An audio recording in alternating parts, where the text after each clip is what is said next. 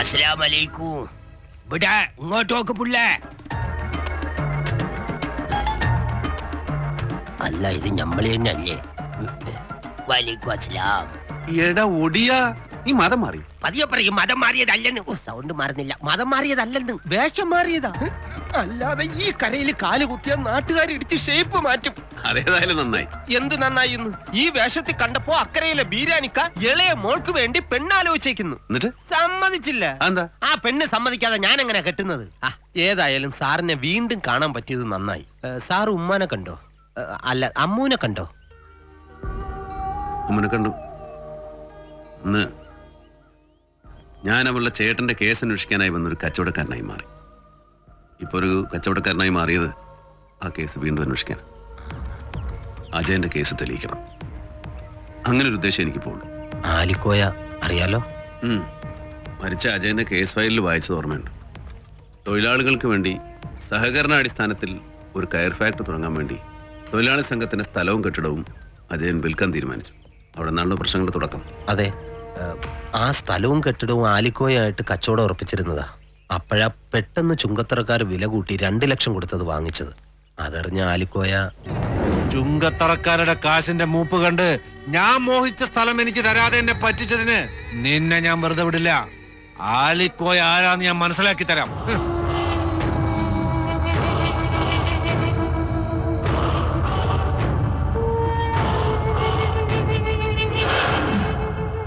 സഹകരണ സംഘം തുടങ്ങാൻ അന്ന് രാത്രി ആ 2 ലക്ഷം രൂപയായിട്ട് തിരുവനന്തപുരത്തേക്ക് തിരിച്ച ആ സമയത്താ അജയനെ അന്ന് രാത്രി ആലിക്കോയും കൂട്ടരും ഇക്കരയ്ക്ക് വരുന്നത് കണ്ടവരുണ്ട്. പക്ഷേ വളരെ ബുദ്ധിപൂർവ്വം ഒരു തെളിവ് പോലും അവശേഷിപ്പിക്കാതെ ആസൂത്രണം ചെയ്ത കൊലപാതകമായത്. ആലിക്കോയമായിട്ടൊരു കച്ചവട ബന്ധം സ്ഥാപിക്കണം. എന്നിട്ട് വേണം അതിൻ്റെ ഉള്ളുകള്ളികൾ ഓരോന്നായിട്ട് ചികഞ്ഞെടുക്കാൻ.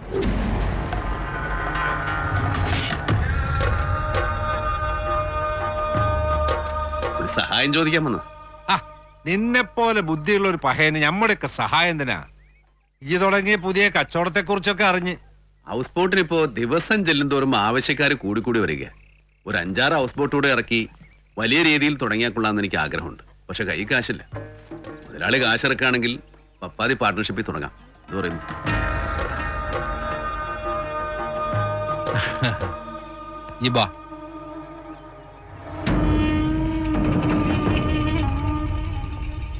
എന്താ എന്നെ വിളിപ്പിച്ചത്? What are you call? പറയാം, കമലം കേറ്. ചുങ്കത്തറ ഗസ്റ്റ് ഹൗസിന്റെ മാനേജറാണ് ഞാൻ. ഒരു ഹൗസിംഗ് ബോട്ട് വാങ്ങിയെന്ന് കരുതി എന്നെ പോലൊരു വലിയ മനുഷ്യനെ ഇങ്ങോട്ടേക്ക് വിളിച്ചു വരുത്താൻ കാരണം? What are the reason of the question? ആലിക്കോയായിട്ട് ചേർന്ന് 7-8 ഹൗസ് ബോട്ട് ഇറക്കിയാലോ എന്ന് ആലോചിക്കുന്നു.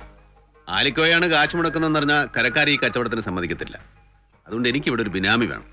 കമലാസിന് ബിനാമിയാകാൻ പറ്റുമെന്ന് അറിയാനാ വിളിപ്പിച്ചത്. 1000 rupees സാലറി വാങ്ങുന്ന എന്റെ മുഖത്ത് നോക്കി ഇങ്ങനെ ചോദിക്കാൻ നിങ്ങൾക്ക് എങ്ങനെ ധൈര്യം വന്നു? ബെന്യാമിൻ ചപ്ലയറാണെന്ന് എന്നെ കിട്ടില്ല. വേണേ ഞാൻ ഇവിടുത്തെ അസിസ്റ്റന്റ് മാനേജർ ആവും. ബിനാമി എന്ന് വെച്ചാൽ പകരക്കാരൻ മുതലാളി എന്നാ. ആലിക്കോയാണ് കാശിറക്കുന്നത് പുറത്ത് പറയാൻ പറ്റാത്തതുകൊണ്ട് കരക്കാരൻ മുമ്പിൽ നീയാണ് കാശിറക്കുന്നത്. നീയാണ് എന്റെ പാർട്ട്ണർ. കമല, സുഖത്തറയത് അടിയും പച്ചവെള്ളമായിരുന്നു എന്റെ ശമ്പളം. പച്ചവെള്ളം എന്തിനാണെന്ന് അറിയോ? അടി കൊണ്ട് ചോര തുപ്പിക്കളഞ്ഞിട്ട് വാ കഴുവാൻ. നിന്റെ കാശൊക്കെ എവിടെ പോയി? എന്റെ ബാങ്കിൽ ഇട്ടിരുന്ന 1.5 ലക്ഷം രൂപ എന്റെ സ്വത്തുക്കളൊക്കെ ലേലം ചെയ്തപ്പോ നിനക്ക് തിരിച്ചു കിട്ടിയില്ലേ? അതൊക്കെ തിരിച്ചു കിട്ടി. അത് കഴിഞ്ഞ് ഇവിടെ വന്നൊരു മദാമായിട്ട് പരിചയപ്പെട്ട് അവളുമായിട്ടൊന്ന് ഗോവാക്ക് പോയതാ. കാശ് മുഴുവൻ അവളുടെ വായി പോയി. എന്റെ കാശ് പോയ കാര്യം ഇവിടെ ആർക്കും അറിയില്ല. എല്ലാവരും പറയും കാശ് ഇന്ന് വരും നാളെ പോകുന്നു. പക്ഷെ എന്റെ കാശ് അന്ന് പോയ പോക്ക ഇന്ന് വരെ തിരിച്ചു വന്നിട്ടില്ല. My condolence. എന്റെ വിധി. നീ സമാധാനമായിട്ടിരിക്കും. നമ്മുടെ ബോട്ട് ഇറങ്ങട്ടെ, നിന്റെ എല്ലാ വിഷമവും മാറും. ബോട്ട് ഉടനെ തന്നെ ഇറങ്ങും. ഉടനെ ഇറങ്ങും.